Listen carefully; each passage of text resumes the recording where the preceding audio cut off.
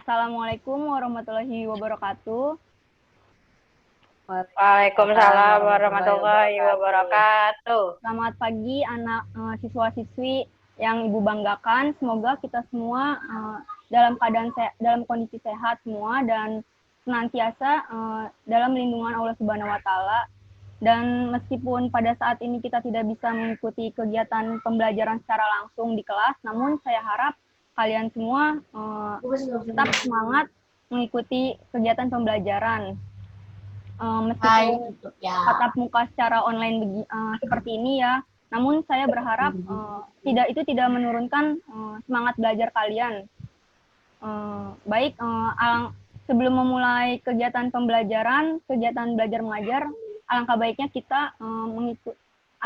kita berdoa terlebih dahulu agar materi yang kita pelajari pada hari ini dapat bermanfaat dan diserap baik-baik oleh kalian. Berdoa menurut agama dan kepercayaan masing-masing dimulai.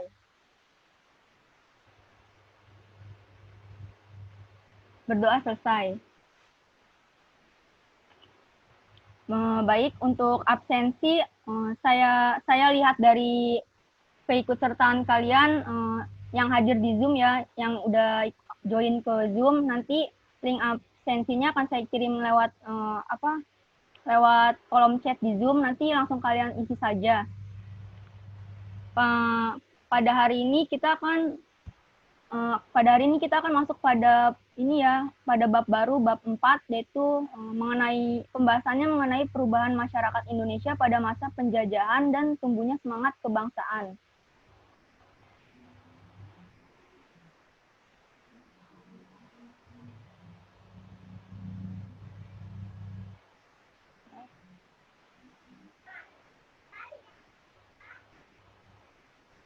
Pada bab 4 ini ada 3 subbab ya. Yang pertama itu ada kedatangan bangsa barat, terus yang kedua ada kondisi masyarakat masa penjajahan, dan ada semangat kebangsaan. Karena ini awal pertemuan kita di bab 4, jadi kita mulai terlebih dahulu dari kedatangan bangsa-bangsa barat yang pembahasannya ini terdiri dari latar belakang, dan juga yang kedua ini ada proses kedatangan dan reaksi bangsa Indonesia terhadap kepada kedatangan bangsa-bangsa barat.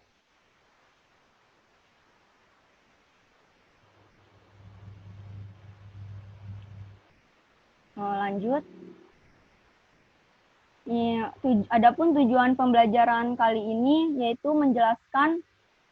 untuk menjelaskan latar belakang, proses, dan reaksi bangsa Indonesia terhadap kedatangan bangsa-bangsa barat ke Indonesia.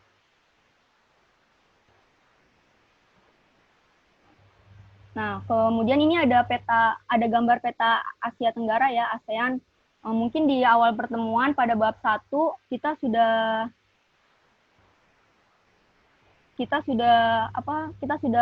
mempelajari mengenai negara-negara Asia Tenggara. Ini hanya sebagai gambaran saja supaya kalian tahu bahwa negara-negara di Asia Tenggara ini pernah didatangi, diduduki hingga dikuasai dan dijajah oleh bangsa-bangsa barat. Seperti Filipina nih, Filipina ini pernah dijajah oleh bangsa Spanyol, lalu kemudian Vietnam pernah dijajah oleh Prancis, dan kemudian ada Malaysia, negara tetangga kita yang pernah dijajah oleh Inggris. Dan tak terkecuali dengan Indonesia ya, yang juga dijajah oleh bangsa-bangsa barat.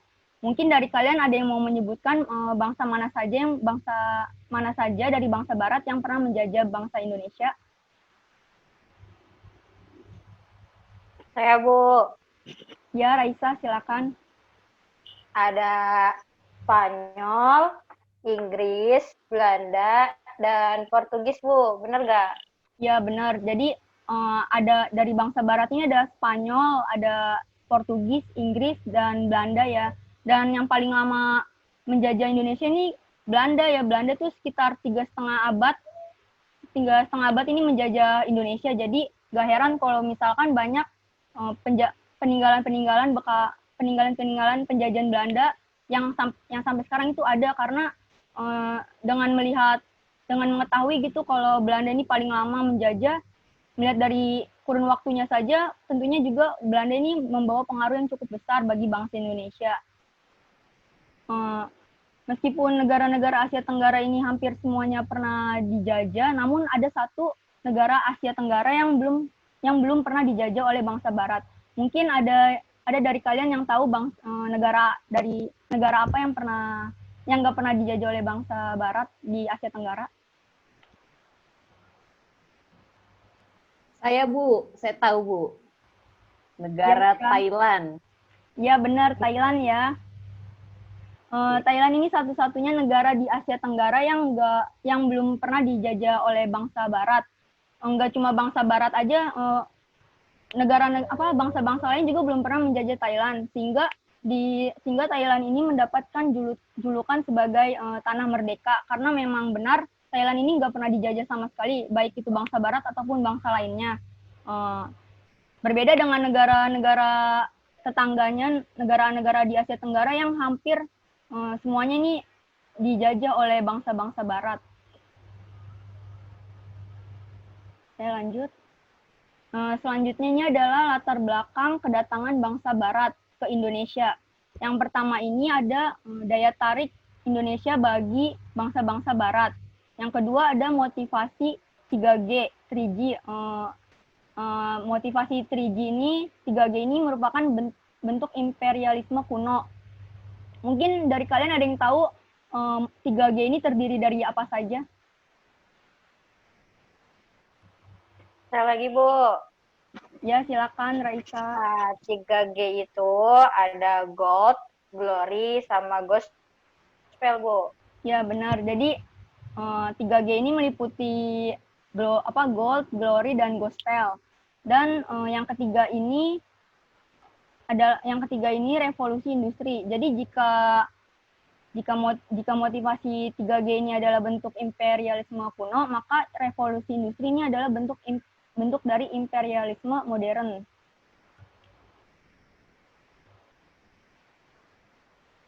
Oke, selanjutnya adalah daya tarik Indonesia bagi bangsa-bangsa Barat. Jadi tujuan utama bangsa Barat datang ke Indonesia ini adalah tujuan utamanya itu adalah untuk mencari rempah-rempah. Jadi bangsa Barat ini berambisi untuk menguasai daerah yang menghasilkan rempah-rempah yang melimpah. Seperti kita ketahui, Indonesia ini kaya akan kekayaan alamnya, termasuk dengan rempah-rempahnya. Rempah-rempah di Indonesia ini sangat melimpah ya, dan ada di berbagai wilayah, ada di setiap berbagai wilayah. Dan karena hal ini juga yang menjadi daya tarik bagi bangsa-bangsa Barat datang ke Indonesia. Dan daya tarik ini juga menjadi faktor pendorong dari penjelajahan samudra. Penjelajahan samudra juga ini dilatar belakangi oleh runtuhnya Konstantinopel ke Kesultanan Turki Utsmania. Jadi pada saat itu jalur perdagangan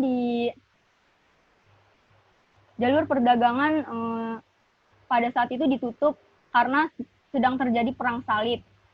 Sedangkan pada saat itu bangsa-bangsa Eropa ini mendapatkan rempah-rempah dari Konstantinopel. Jadi tentunya ditutupnya jalur perdagangan dan perpindahan kekuasaan dari Kekaisaran Romawi ke Utsmania ini membuat bangsa Eropa sendiri kesulitan karena sulitnya mencari rempah-rempah. Dan pada saat itu raja yang berkuasa ialah Raja Mehmed II yang menutup jalur perdagangan itu adalah Raja Mehmed II, merupakan penguasa Utsmania Turki ke-7 pada saat itu.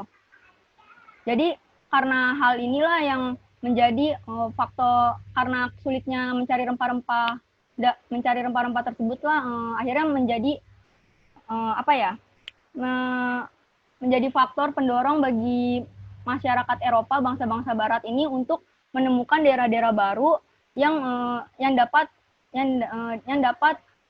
menghasilkan rempah-rempah gitu, yang dapat diambil rempah-rempahnya. Dan oleh karena itu juga akhirnya muncul penjelajahan samudra dengan pencarian rute pelayaran alternatif.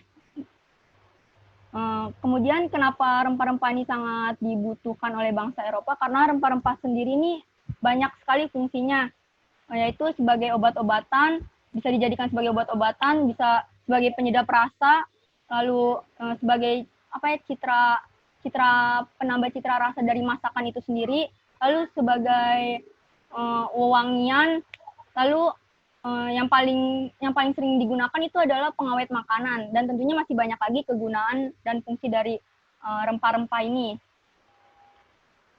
Dan fungsi sebagai pengawet makanan ini dulunya itu mungkin kalau sekarang kita menyimpan makanan itu ada kulkas ya, ada kulkas, tapi dulu tuh kan belum ada kulkas, jadi dulu tuh jadi bangsa Barat ini cara mereka menyimpan makanan ini dengan cara diawetkan dengan garam atau rempah-rempah. Itu cara mereka untuk mengawetkan daging ya. Jadi pada saat musim dingin datang, biasanya mereka itu sudah melakukan persiapan untuk menghadapi musim dingin. Jadi hewan-hewan, kan daging yang diperoleh dari hewan-hewan ternak mereka sendiri. Jadi hewan-hewan ternak ini akan dipotong sebelum musim dingin, karena hewan ternak ini nggak akan hidup lama, karena nggak kuat gitu loh untuk hidup dingin, dan pasti akan mati membeku gitu. Jadi sebelum mati gitu hewan ternaknya, jadi disembelih terlebih dahulu, kemudian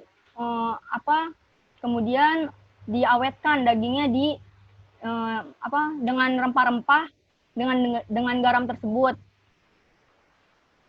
Jadi sebagai persediaan lah ya. Jadi tentunya dengan ditutupnya jalur perdagangan ini dan kesulitannya mencari rempah-rempah ini membuat buat bangsa-bangsa Barat juga ikut sulit gitu menjalani kehidupannya, karena emang rempah-rempah ini sangat dibutuhkan kan dalam keseharian mereka. Dan kemudian ini ada gambar-gambar dari macam-macam rempah-rempah yang ada di Indonesia. Mungkin dari kalian ada yang tahu jenis rempah-rempah ini?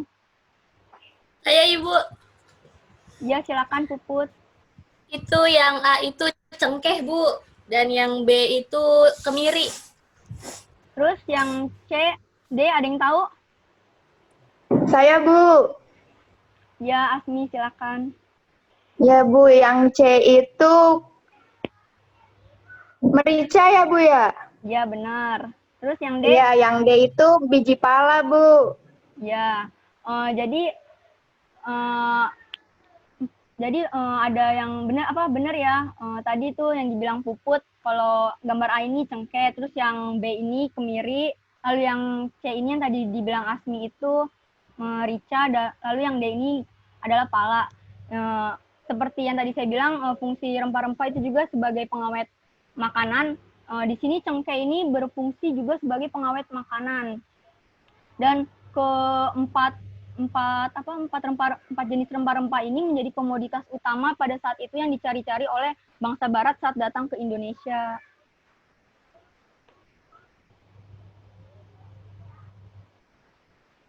Oke, lanjut.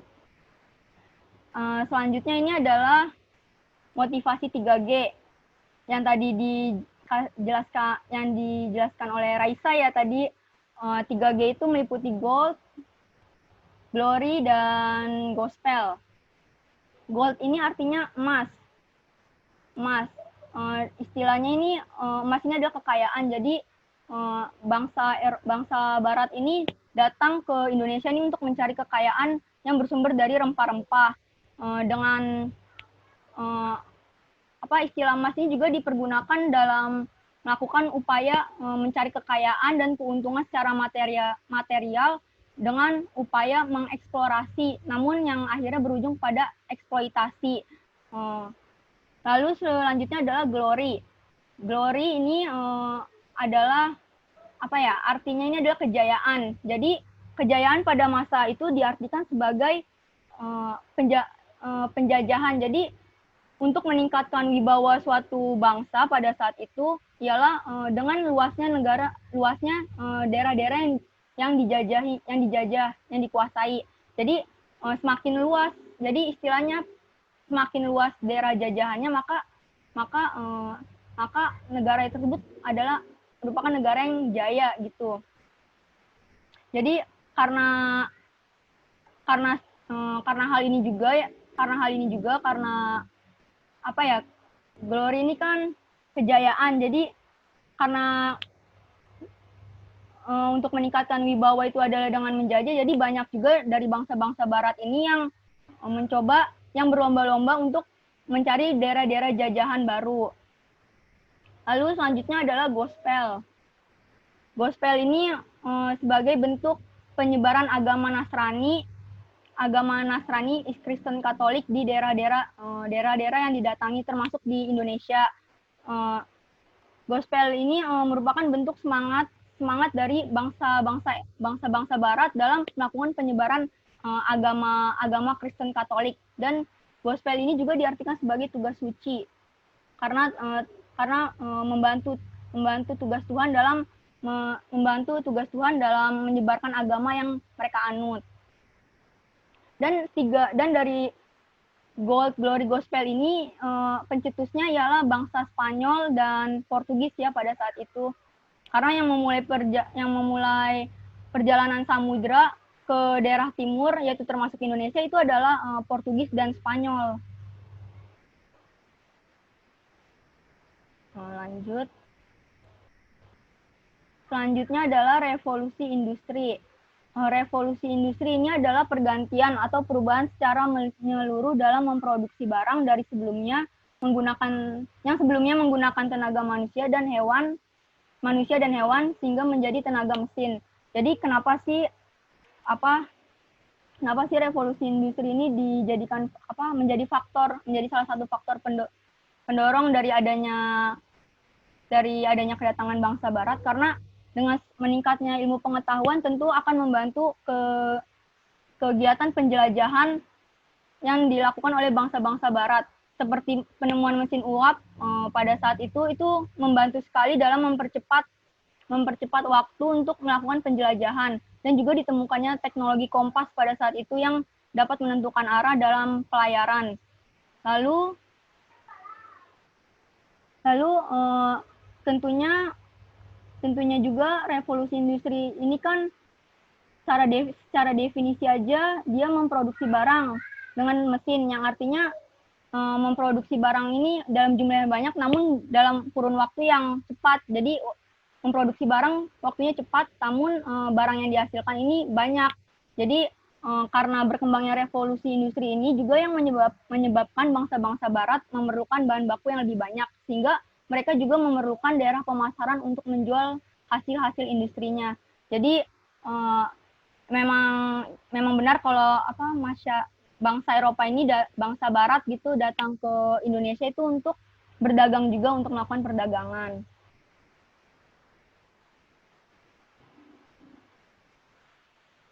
Lanjut, ini adalah peta rute ya, rute kedatangan bangsa-bangsa Barat ke Indonesia. Di sini ada Portugis, lalu di sini Spanyol, di sini juga ada Belanda, di sini ada Inggris, lalu di sini Belanda. Dalam perjalanan sendiri, Portugis ini merupakan bangsa Eropa yang pertama datang ke Indonesia.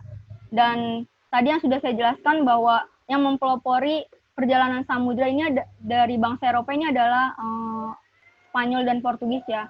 Jadi ekspedisi yang dilakukan oleh Portugis pada saat itu dilakukan oleh penjelajah yang bernama Alfonso de Albuquerque.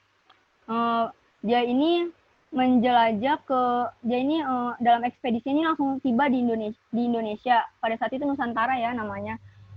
Sebelumnya tuh dari Portugis itu ada Vasco da Gama dan masih ada lagi. Namun di sini penjelasan saya langsung ke tokoh penjelajah yang langsung tiba saja di Indonesia.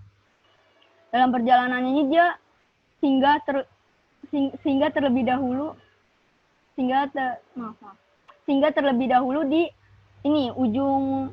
di Tanjung Harapan atau ujung selatan benua Afrika. Lalu kemudian dia nggak langsung ke Indonesia, tapi ke India terlebih dahulu. Lalu setelah ke India, baru dia tiba di Malaka.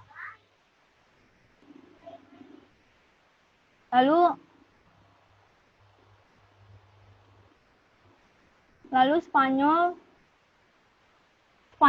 dalam ekspedisinya ini Spanyol dipimpin oleh Ferdinand Magellan dan Kapten Sebastian Elcano. Berbeda dengan Portugis yang rutenya lebih cepat ya. Kalau Spanyol ini lebih mengambil jalan yang agak jauh nih. Jadi Spanyol ini melewati Amerika Selatan, lalu berujung ke Samudra Hindia, lalu tiba di Filipina. Seperti yang tadi saya jelaskan, bahwa negara-negara Asia Tenggara juga ikut terdampak dari terjajahnya negara-negara Asia Tenggara oleh bangsa-bangsa Barat, termasuk Filipina yang tadi saya bilang juga Filipina itu pernah dijajah oleh Spanyol. Setelah tiba di Filipina, baru dia sampai di Maluku, Spanyol. Namun yang tiba di Maluku pada saat itu bukan bukan Ferdinand Magellan dan Sebastian Elcano, namun Ferdinand Magellan ini meninggal saat pertempuran di Filipina. Jadi yang tiba di Maluku ini hanya Sebastian Elcano saja.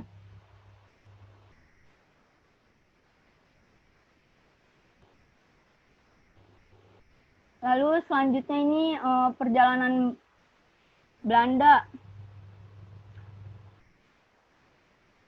Belanda ini rutenya paling cepat ya. Dia dari Tanjung Harapan tadi langsung singgah ke Banten, Pulau Jawa. Lalu kemudian ada Inggris. Inggris ini rute perjalanannya sama seperti Spanyol karena awak kapal dari Spanyol itu juga berisikan prajurit Inggris pada saat itu. Rute perjalanannya sama ya. Tiba di Filipina. Setelah tiba di Filipina, ia langsung singgah di Ternate. Namun sebelumnya Inggris ini mengikuti rute perjalanan Vasco da Gama, yaitu dia tiba terlebih dahulu di India dan tidak di Indonesia. Dia belum menemukan Indonesia, baru menemukan India saja. Lanjut. Kemudian seperti yang tadi saya bilang tadi, ini ada Alfonso de Albuquerque yang merupakan penjelajah dari Portugis yang datang ke Indonesia. Dia ini merupakan tokoh penjelajah yang memimpin ekspedisi bangsa Barat Portugis hingga singgah di Indonesia. Pada saat itu singgah di Malaka, dan kerajaan Malaka pada saat itu juga menyambut dengan baik kedatangan bangsa Portugis ini. Jadi awalnya perjalanan bangsa Portugis dalam mencari sumber rempah-rempah ini diawali dari kota Lisabon, Portugis, pada tahun 1486. Pada saat itu pemimpin ekspedisinya ialah Bartolomeus Dias yang melakukan pelayaran pertama yang menyusuri pantai barat di Afrika.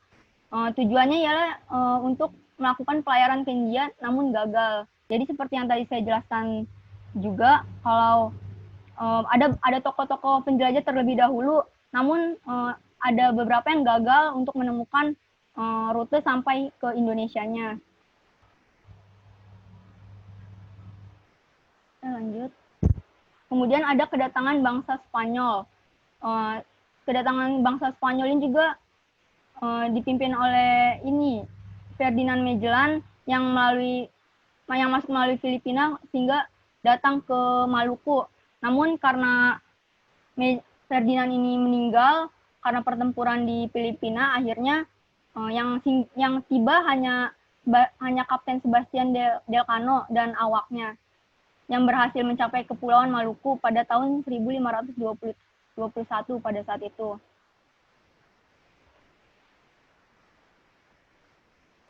Lalu selanjutnya ada Cornelis de Houtman, kedatangan bangsa Belanda.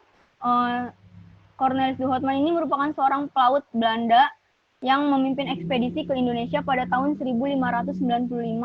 Armada de Houtman ini mengarungi ujung selatan Afrika, yaitu tadi Tanjung Harapan. Dari Tanjung Harapan dia langsung menuju Banten.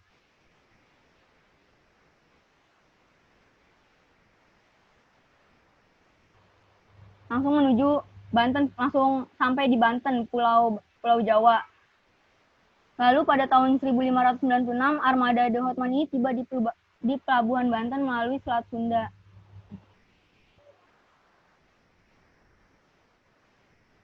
Lalu selanjutnya ini adalah kedatangan Inggris.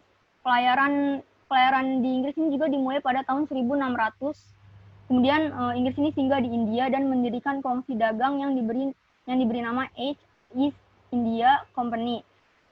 Seperti yang tadi saya jelaskan tadi, rute pelayaran pertama Inggris ini mengikuti rute pelayaran dari penjelajah dari Portugis, yaitu Vasco da Gama yang singgah di India dan belum menemukan rute perjalanan hingga menuju ke Indonesia. Lalu kemudian dari India mereka melanjutkan pelayaran dan mendarat di Kepulauan Nusantara di Ternate melalui jalur rute pelayaran Ferdinand. Tokoh penjelajah dari Spanyol. Inggris berhasilnya saat mengikuti rute perjalanan dari Ferdinand melalui Filipina langsung hingga di Ternate. Oke, selanjutnya ada kuis.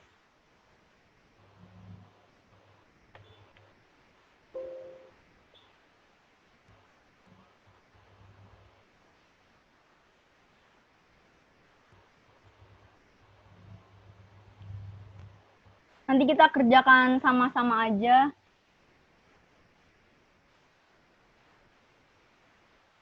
Share screen-nya kelihatan nggak untuk quizisnya?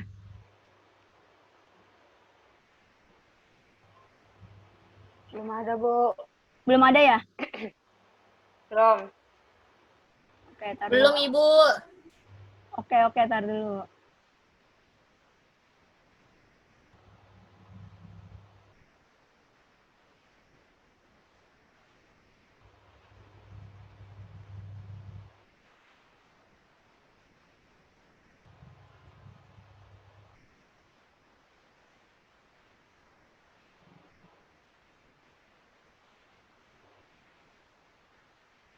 Sudah terlihat belum?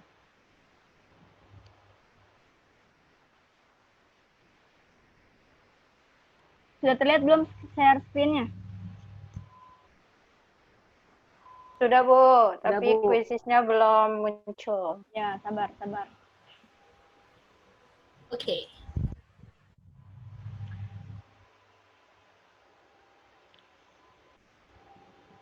Kita jawab bareng-bareng aja ya.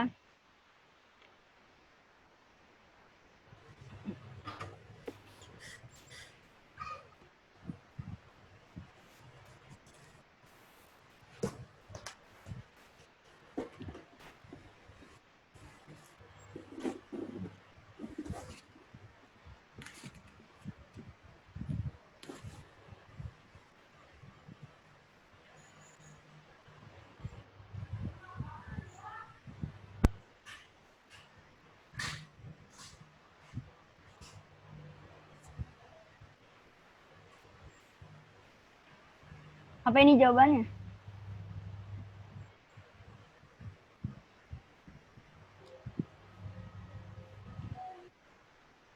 Apa jawabannya? Ini, Bu. Revolusi industri.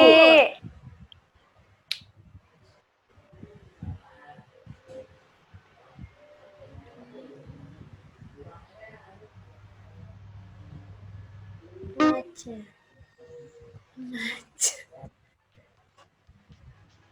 Iya, benar. Hore. Revolusi industri. Ini orang udah, Puput. Telat pupus. Siapa tuh Bu Alexandria?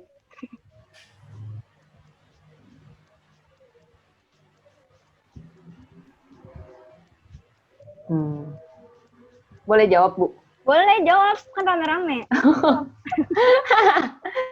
Glory bukan sih, Iya, Bu? Glory Bu, Glory. Coba bener gak? Ih, pinter banget ya saya Bu. Kamu belajar ya, Mira? Iya kan, tadi aku bilang aku kebelet ujian. Ya ampun, semangat banget Oh, ya. ini selanjutnya nih, soal selanjutnya. Armada laut Belanda yang mendarat di Banten. Cornelis bukan sih Bu? Atau Lupa, Bu. Oen. Cornelis atau Benar, siapa? benar. Bener dong. Ini Mira nilainya tinggi nih. Ih, murid teladan. Provinsi Banten Bu. Terngiang saya inget karena saya orang Banten. Orang Banten. Oh, Selalu Mira orang ingat. Banten. Ini soal selanjutnya nih. Bangsa yang menjadi pelopor penjelajahan samudera guna mencari daerah penghasil rempah-rempah adalah Portugis dan Spanyol bukan, Bu? coba. Benar. Kalian nyimak nih kayaknya saya ngejelasin ya. Iya dong Bu. Iya dong, Bu.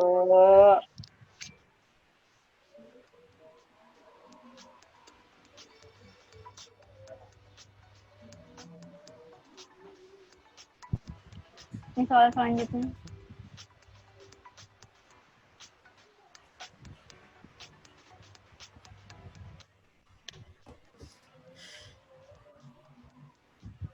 Banyak ya Bu. Yang merah, Bu, yang merah. Ini merah. Oleng. Saya nggak tahu, Bu. Hebat Puput. Ih,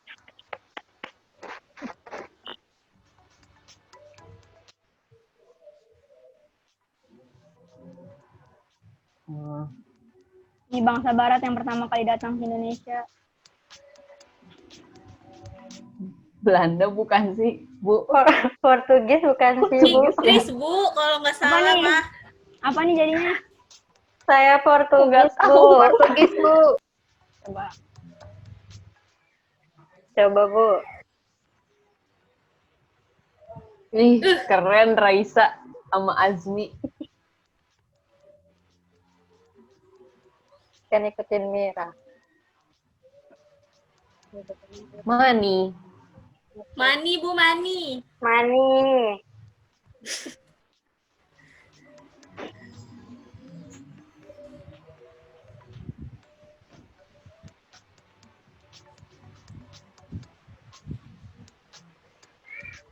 Oman. Oman Ya, Stin. maaf.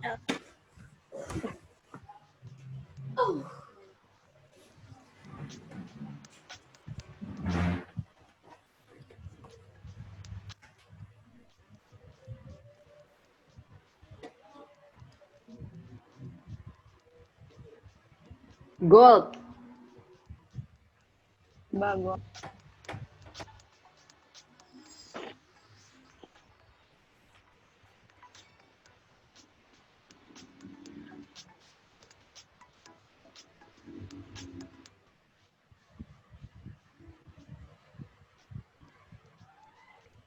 Oh, ini Alfonso ya Bu?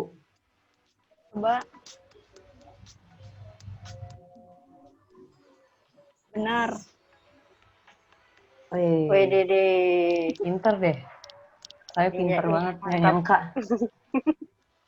Ranking 1 nih kayaknya. Iya, maaf ya. Iya, kok nggak apa-apa. Nanti ajarin ya. Iya. Terakhir nih.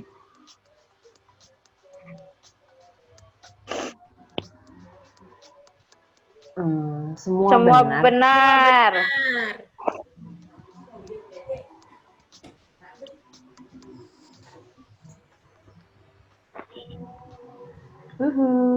Hooray. Udah tamat.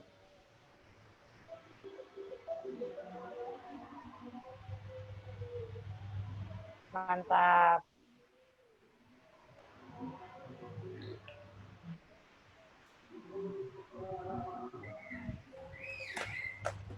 Tadi buat have fun aja ya. Biar gak boring.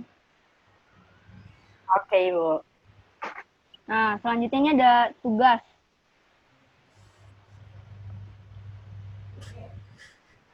Jadi tugas kalian ini adalah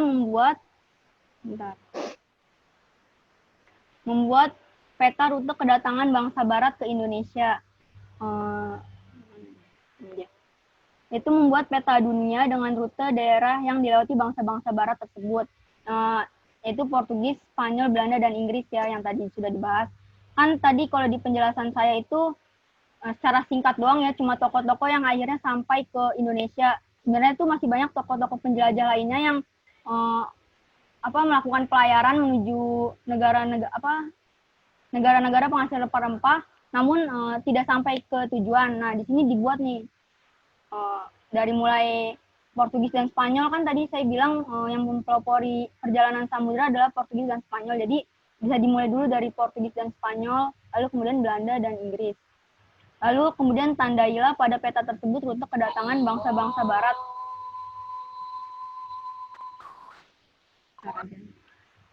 Bangsa-bangsa Barat ke Indonesia. Jadi harus ada pembedanya. Kalau tadi kan saya jelasin, misalkan rute warna kuning itu dari Inggris ke Indonesia, rute merah itu dari Spanyol ke Indonesia. Jadi ditandai supaya ada pembedanya gitu. Lalu kemudian yang ketiga ini, tuliskan keterangan pada peta tersebut dengan deskripsi yang singkat kedatangan bangsa-bangsa Barat ke Indonesia beserta tokonya. Jadi dikasih space, nggak full gitu petanya, dikasih space untuk kalian bisa mendeskripsikan kedatangan bangsa-bangsa Barat ini. Terus cantumkan juga tokoh-tokohnya. Peta ini dibuat di ukuran kertas A3, kertas buku gambar yang besar, dan diwarnai sekreatif mungkin. Sampai sini mungkin ada yang ingin ditanyakan?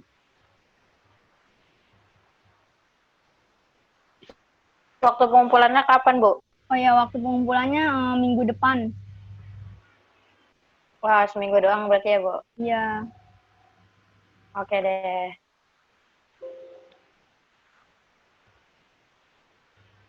Oke, kalau misalkan udah gak ada yang ditanyakan lagi, berarti minggu depan kalian mengumpulkan tugas yang sudah diberikan, dan minggu depan kita akan masuk pada materi selanjutnya, yaitu pada subbab kedua ya. Masih pada bab keempat. Bab kedua yaitu kondisi masyarakat masa penjajahan. Jadi kalian bisa baca-baca terlebih dahulu materinya supaya saat pelajaran dimulai kalian lebih mengetahui lagi.